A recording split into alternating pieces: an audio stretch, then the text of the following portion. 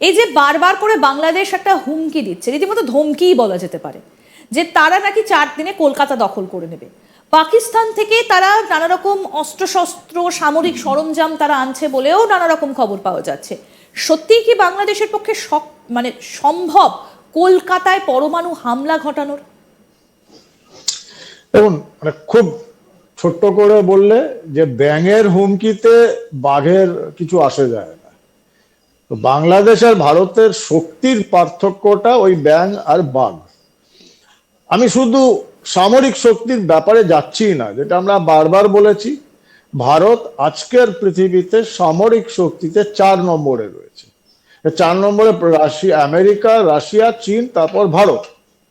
আর বাংলাদেশের স্থান 37 নম্বরে। তো 37 4কে কি ধমকি দেবে? এবং সেই ধমকি দিলেও 4 নম্বরে যে আছে ভারত একটু মুচকি হাসবে, কারণ ভারত তো খুব ভালো করে জানে, সম্যকভাবে ধারণা আছে যে বাংলাদেশ কি করতে পারে আর কি করতে পারে না। এখন ব্যাপারটা হচ্ছে তাহলে ধমকিটা কেন দিচ্ছি? দেখুন, যেটা আমার বিশ্লেষণ, আমার অভিজ্ঞতা থেকে আমি বলি যে end of the day Bangladesh কিন্তু এখন পুরোপুরি চলে গেছে সাম্প্রদায়িক মৌলবাদী সন্ত্রাসবাদীদের হাতে। এই যে মৌলবাদী সন্ত্রাসবাদী শক্তিগুলো, এরা আফগানিস্তানকে তৈরি করেছিল একটা মডেল ল্যাবরেটরি হিসাবে। আপনারা দেখেছেন 8-এর দশকে যখন রাশিয়া আক্রমণ করেছিল আফগানিস্তান, তখন আফগানিস্তান থেকে একটা স্লোগান ওঠে যে ইসলাম বিপন্ন, ইসলাম খতরে পে হ্যায়। জানেন এটা, যে ইসলামিক ব্রাদারহুড, এবং সে জিহাদ শুরু হয়। পৃথিবীর জিহাদের হিসাবে, মানে যে সন্ত্রাসবাদের ইতিহাস যদি আমরা দেখি, সেখানে কিন্তু তার আগে, আফগানিস্তানের আগে কিন্তু পৃথিবীতে নির্দিষ্ট জায়গায় নির্দিষ্ট সন্ত্রাসবাদীরা নির্দিষ্ট ভাবে সন্ত্রাসবাদকে আগিয়ে নিত। যেমন প্যালেস্টাইনে ছিল PLO, Palestine Liberation Organization, Popular Front for Liberation of Palestine.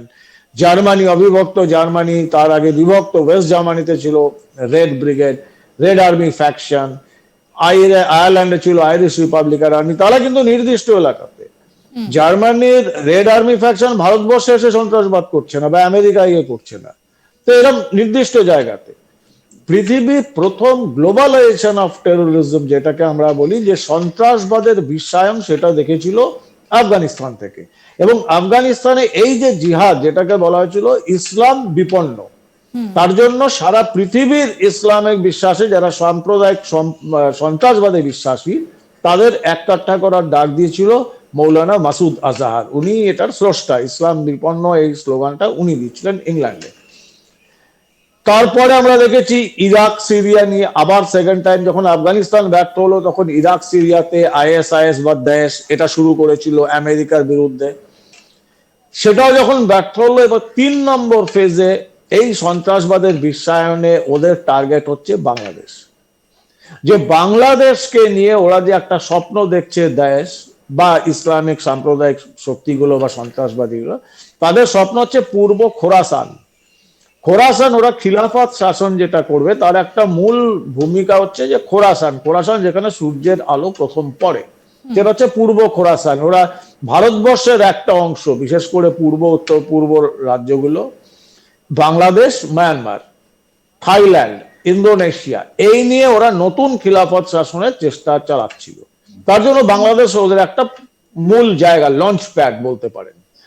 সেই জন্য এই পরিকল্পনা, বৃহত্তর পরিকল্পনার পার্ট হিসাবে আমরা দেখছি যে ইউনূস বা বাংলাদেশ সরকারের এলি তেলি প্রত্যেকে যে ধমকি দিচ্ছে ভারতকে, কখনো আণবিক বোমা করবে, পারমাণবিক বোমা, 3 দিনে দিল্লি দখল, কলকাতা দখল, এগুলো কিচ্ছু না, এগুলো প্রভোগ করে যাবে।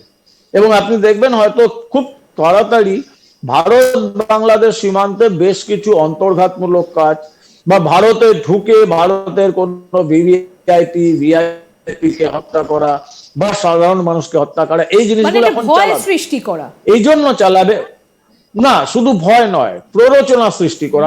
ওরা জানে ভারত এত সহজে ভয় পাবে না, ওরা একটা প্ররোচনা দেওয়ার চেষ্টা করছে, যে প্ররোচনাতে যদি ভারত কোনোভাবে বাংলাদেশ আক্রমণ করে, তখন ওই যে তৃতীয় পর্যায়ে যেটা ইসলাম বিপন্ন, সেই নাম করে ওরা আবার আরেকটা সারা পৃথিবীর সন্ত্রাসবাদী ইসলামিক দলগুলোকে এককাঠা করার চেষ্টা করবে। তো এটা একটা পার্ট, এটা যেটাকে আমরা বলি প্রোপাগান্ডা, সেই একটা ইনফরমেশন একটু আপনার কাছ থেকে একটু জানতে চাইবো যে আপনার কাছে কি আপডেট রয়েছে। সেটা হচ্ছে যে ঢাকা বিশ্ববিদ্যালয় তারা একটা বিজ্ঞপ্তি জারি করেছে এবং সেই বিজ্ঞপ্তিতে তারা বলেছে 2015 সালে পাকিস্তানের সঙ্গে যেভাবে সম্পর্ক ছিন্ন করে দেওয়া হয়েছিল তারা আবার ঠিক সেইটাকে অবৈধ ঘোষণা করে আগে যেরকম পাকিস্তানের সঙ্গে সম্পর্ক ছিল, প্রাতিষ্ঠানিক সম্পর্ক, শিক্ষা, সাংস্কৃতিক, গবেষণামূলক, তারা সেই সমস্ত সম্পর্ক তারা আবার জোড়া লাগাতে চাইছে এবং পাকিস্তানকে তারা বন্ধু বলে একেবারে গলা জড়িয়ে ধরছে। অন্যদিকে আরেকটা আপডেট একটু আপনাকে দেব, হয়তো আপনি জানেনও, যে একটা জাহাজ কিন্তু আবার চট্টগ্রাম বন্দরে এসেছে 20 তারিখ। সেটা এসেছে বেলা 12টার সময় চট্টগ্রাম বন্দরে ঢুকেছে, যেটা 11 তারিখ যাত্রা শুরু করেছিল করাচি থেকে। এই দুটোর মধ্যে কি কোথাও একটা মিল পাচ্ছেন যে তাহলে কি জেহাদি পরিকল্পনা এবার ঢাকায় বসেই হবে, ঢাকা বিশ্ববিদ্যালয়টাকেই বেছে নেওয়া হচ্ছে?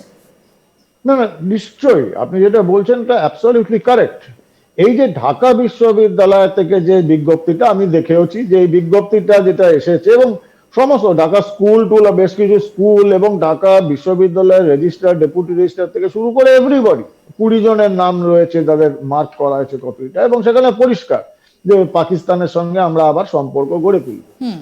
দেখুন, বহির্বিশ্বে যদি আপনি বাইরের পৃথিবী দেখেন, যে সন্ত্রাসবাদীদের, যে ইসলামিক জিহাদিদের যে বিশ্ব, সেই বিশ্বে ঐতিহাসিকভাবে পাকিস্তানের কিন্তু একটা জায়গা আছে।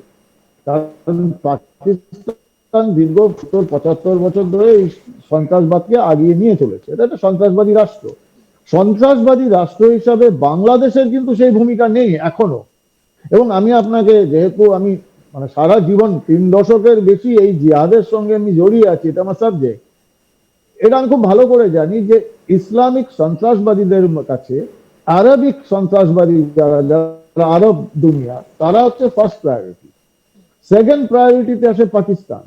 বাংলাদেশের থেকে যারা সাম্প্রদায়িক বা সন্ত্রাসবাদে লিপ্ত হয়, বা ভারত থেকে যারা সন্ত্রাসবাদে লিপ্ত হয়, তাদের ওরা খুব একটা গুরুত্ব দেয় না।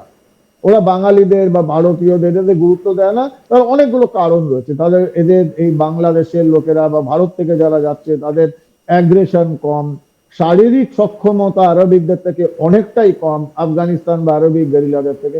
এই জন্য এরা গুরুত্ব দেয় না। ওরা মনে করে যে ভারত বা বাংলাদেশের মুসলমানরা তারা নাকি খাঁটি মুসলমানরা। এটা ওদের একটা সমস্যা এবং এটা ওদের নিজেদের একটা অন্তর্দ্বন্দ্বের কারণ, যার জন্য বাংলাদেশকে এস্টাবলিশ করতেই হবে যে আমাদের যে সন্ত্রাসবাদ, সেই সন্ত্রাসবাদীটা খাঁটি, এবং তার সার্টিফিকেট দেবে পাকিস্তান। পাকিস্তান এখন বহির্বিশ্বের সারা পৃথিবীর জিহাদি অর্গানাইজেশন আর বাংলাদেশ এটার মধ্যে একটা যোগসূত্র হিসাবে কাজ করছে। আইএসআই সেই যোগসূত্রটা করে দিচ্ছে। এই যোগসূত্রটা স্থাপন করার জন্য, এস্টাবলিশ করার জন্য বাংলাদেশ এখন খুব বেশি করে পাকিস্তানের কাছে যাওয়ার চেষ্টা করছে। নওয়াজ শরীফের প্রধানমন্ত্রী শরীফের সঙ্গে গিয়ে ইউনুস মিটিং করছেন। এই যে কারণগুলো, এটা বহির্বিশ্বকে দেখানোর জন্য যে Bangladesh is more close to Pakistan than their immediate neighbour Bharat.